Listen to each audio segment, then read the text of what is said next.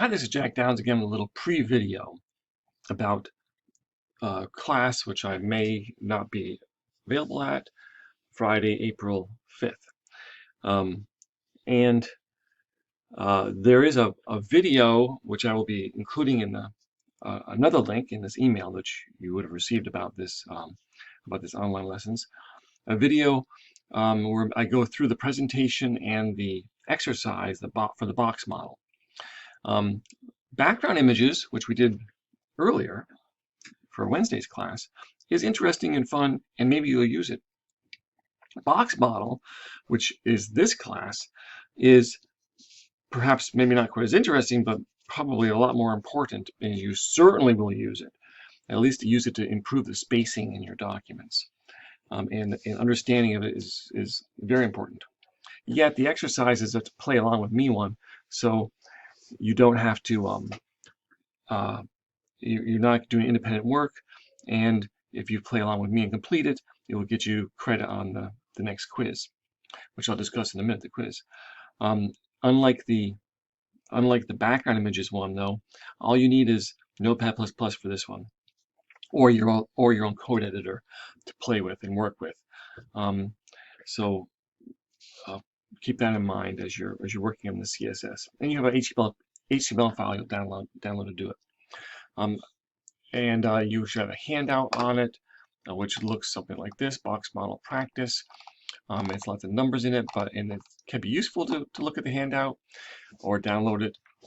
However, I think just following along with me in the video is probably the best way, and it is preceded with a presentation. About the schedule, yes, the box model.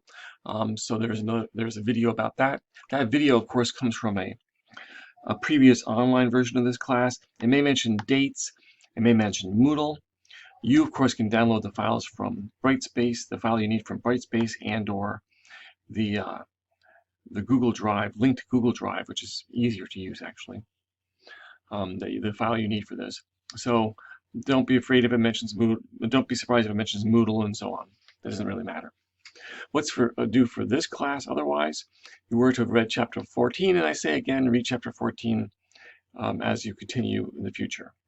So for the next class is reading chapter 14, which is going to be more about layout, positioning, floating, all that stuff. Very important chapter, and some of it gets pretty complex. You're supposed to be working on Resume 5. It's due in about a week, and the suggestion about having photos. You need photos of yourself. I've been warning you.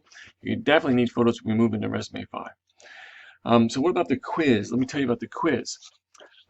Yes, it says right here, study the color presentations and the chapter. Yes. No additive and subtractive color. Yes. What is the difference between them? Know about how we write colors, like how do we write RGB colors? How do we write hex colors? Know, like in RGB and hex, what is black? What is white?